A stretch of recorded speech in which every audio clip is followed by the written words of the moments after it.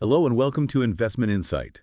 Before we begin, make sure to subscribe and hit the like button. Now let's break down what's happening in the markets today in a clear and simple way. Imagine waking up tomorrow to find out that the quiet, historically pacifist nation across the street is, suddenly spending billions of dollars to build this ultimate high-tech military fortress. Right, which would be quite the shock. Exactly. But that is exactly what is happening right now with Japan. We are taking a deep dive into a massive, under-the-radar economic and military shift, one that is fundamentally rewriting the relationship between the United States and Japan. It really is an unprecedented moment, honestly. I mean, when you look at the global market, every investor is always trying to spot the next big wave, right? The next obvious boom. Oh, for sure. Everyone wants in early. Yeah, but what's happening in Japan right now isn't your standard run-of-the-mill economic recovery. It's not a situation where everyone suddenly gets a little richer. It is a highly specific, aggressively targeted transformation. Precisely. Based on recent analysis, Japan is quietly undergoing its biggest strategic and industrial transformation in decades. But as you just hinted, this isn't a general economic boom. No, not at all. It's not like suddenly every single coffee shop and retail store in Tokyo is making record profits.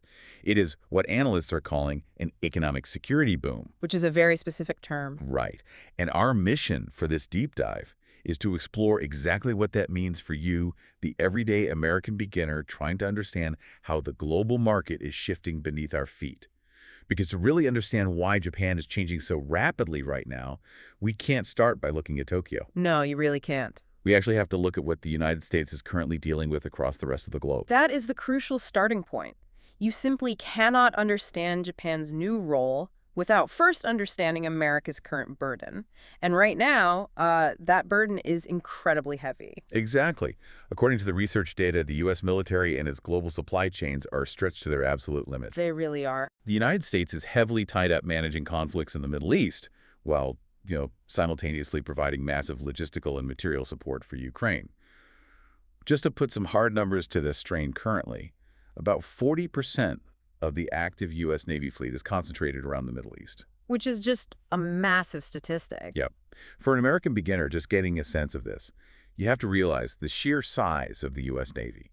Having nearly half of our active naval capacity focused entirely on one specific chaotic region, it's a staggering concentration of resources. It absolutely is. And it creates a simple problem of physics, really. How so? Well, when you pull that many massive resources, ships, personnel, logistics, ammunition into one hemisphere, you inevitably leave a vacuum in another. Right, and that vacuum is appearing in Asia. Exactly. Looking at the data, the only U.S. aircraft carrier that is permanently stationed in Asia, specifically located at the naval base in Yokosuka, Japan, is currently undergoing maintenance. Yeah, it's essentially sitting in the shop.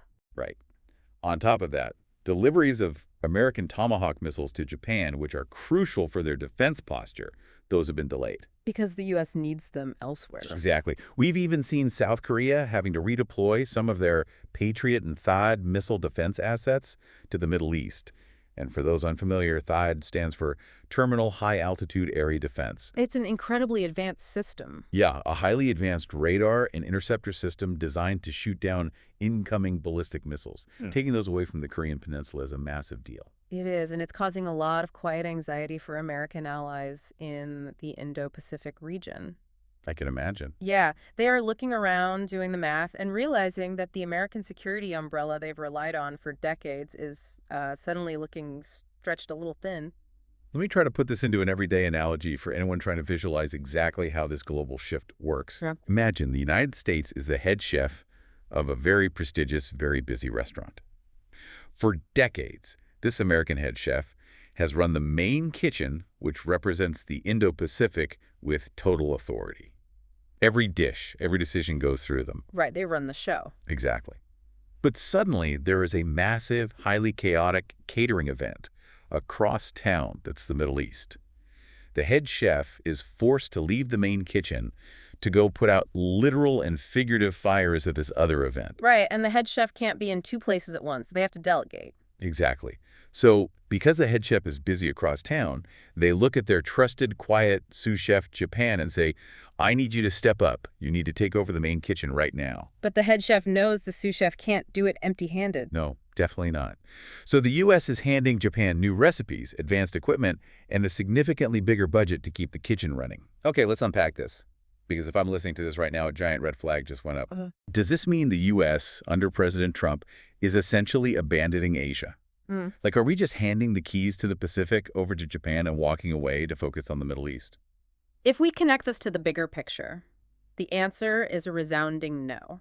Okay. The long-term U.S. strategy, which was distinctly outlined by the Trump administration just 3 months ago in their updated national security strategy, is still heavily focused on the Indo-Pacific. So they aren't pivoting away permanently. Not at all. They still firmly view that region as the primary geopolitical theater for the 21st century. The destination hasn't changed at all. So the goal is exactly the same. It's just the immediate execution that's shifting. Precisely. The short-term reality is that the United States simply cannot do it all right now. Right. The American military assets and, just as importantly, the American manufacturing base are stretched too thin to handle a hot conflict in the Middle East, ongoing support in Eastern Europe, and total unilateral dominance in Asia, all at exactly the same time. Just too much for one country. Exactly. Therefore, the U.S. strategy is leaning heavily on Japan for what is called burden sharing. And by officially asking Japan to share that burden, the U.S. is dramatically increasing Japan's strategic value. And their economic potential, I assume? Oh, absolutely. Their potential on the world stage is skyrocketing. So the U.S. has asked Japan to secure the neighborhood. But a military mandate means absolutely nothing without the industrial engine to actually build it. How is Japan funding this? That's the billion-dollar question. Because looking at the data, this isn't just about diplomatic handshakes. It is about hard industrial cash. Yes, the diplomatic rhetoric we've heard for years is finally turning into massive capital expenditure. The checkbooks are opening. Based on recent analysis, Japan is set to formally announce its participation in the U.S. Golden Dome Missile Defense Initiative. This is slated to happen at a major Washington summit on March 19th. Yeah, that's a huge development. The U.S. actively wants Japan to co-develop or even outright produce missiles to replenish America's severely depleted stockpiles. And we need to pause here because we absolutely cannot gloss over how historic that is. For sure. Context is key here. For anyone who isn't a deep history buff, after World War II, Japan adopted a strict pacifist constitution. They basically made a promise to the world that they would never again maintain an offensive military, and they put a strict, self-imposed ban on exporting lethal weapons. Right. They completely stepped back from the military arena. Exactly. For decades, they were an economic superpower, but militarily, they stayed completely in the background. But recently, Japan completely broke that old ban. Wow. They have already started exporting licensed Patriot missiles back to the United States. That is a monumental tectonic shift in global politics. It really is. It's the end of an era and the beginning of a new one. And the Japanese leadership is steering straight into this new reality. They definitely are. In a major speech on February 20th, Japanese Prime Minister Sana Takeichi pushed very hard for what she explicitly calls an economic security strategy. There's that term again. Yep. This involves boosting Japan's defense budget to 2% of their GDP by the end of March.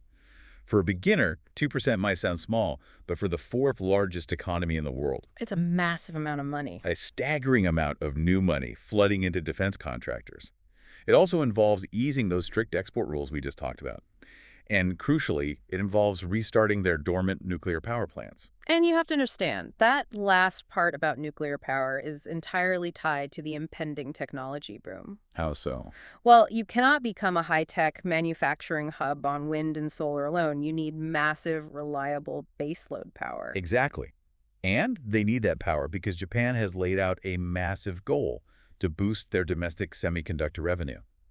Those are the microchips that run everything from your smartphone to a fighter jet to 40 trillion yen by the year 2040. 40 trillion yen, just an incredible target. To help get there, they're currently discussing a $550 billion investment package with the United States. $500 billion.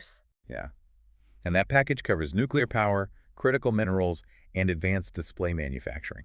So when you hear financial analysts on TV calling this the biggest boom in Japan since the Korean War, it's very easy to get the wrong idea and assume the whole country is getting rich. Right.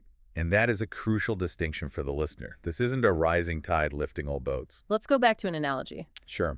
This economic shift is not like remodeling your entire house, where every single room gets a fresh coat of paint, new hardwood floors, and upgraded plumbing. No, not at all. It's a highly targeted home renovation. Hmm. You are completely ignoring the living room, the guest bedroom, and the kitchen. Instead, you are strictly upgrading the security system, the electrical panel, and the home office. Exactly. You are funneling all your money into the defense sector, the energy infrastructure, and the semiconductor industry. You are turning the house into a fortress and a high-tech workspace. Right. But the rest of the domestic Japanese economy, the local retail stores, the tourism industry, the regional banks, they aren't necessarily seeing that same massive influx of cash. Here's where it gets really interesting. Japan is fundamentally transitioning its identity. They are no longer just acting as a piece of friendly real estate where the U.S. parks its military bases. Right, they're not just a parking lot anymore. They are transitioning into the actual arsenal and supply chain of the entire alliance. They are going to be the ones building the missiles, manufacturing the advanced chips, and securing the critical minerals. Which means this isn't just a two-player game between the US and Japan anymore. Not at all. By stepping up, Japan is effectively creating a whole new economic neighborhood. Yes, let's look at the broader network. Based on recent data, Japan and South Korea held landmark summits in January. Which is huge because historically, Japan and South Korea have had a lot of deep diplomatic friction. Yeah, a very complicated history there. But suddenly, they are putting that aside and agreeing to closely cooperate on supply chains, artificial intelligence, unmanned weapons like drones, and countering North Korean threats. And the network didn't stop there. By March 12th, this new security and economic partnership started expanding southward. Right, to officially include Australia and Indonesia. Yeah. We are also seeing this play out on the corporate level, not just the government level. For instance, Japan Display, a major tech manufacturer, is actively discussing building a brand new plant in the United States. As part of that $550 billion package we mentioned earlier. Exactly. The money and the technology are flowing in both directions. What's fascinating here is that Japan is becoming the central hub of a multi-layered Indo-Pacific network. If you look closely at all these deals, the AI agreements, the drone manufacturing, the critical minerals pacts, the semiconductor investments, they all share one massive common denominator. What's that? The ultimate goal of all these nations is creating an alternative, highly secure supply chain for advanced manufacturing and defense that bypasses China entirely. Oh, wow. So they are essentially building a parallel global economy, Right. one specifically dedicated to the stuff that matters most to national security. Precisely. They are making sure that if things get heated globally, the allied nations don't have to rely on their biggest geopolitical rival for the microchips that go into their weapons or the critical minerals that power their electric grids. That makes total sense. Yeah, and Japan is stepping up to be the anchor of that new China-free supply chain. Okay, wait, I need to push back on this a bit. Because before anyone listening decides to log into their brokerage account and throw all their hard-earned money into Japanese stocks, we need a serious reality check. Oh, absolutely. You have to be careful. If Japan is heavily relying on all this new infrastructure, aren't they incredibly vulnerable? Like, there are severe risks threatening this entire setup, right? Absolutely. And you are spot on to push back. You Yeah. cannot look at the investment opportunities without looking closely at the structural vulnerabilities. Right. And for Japan, the biggest vulnerability by far is and always has been energy.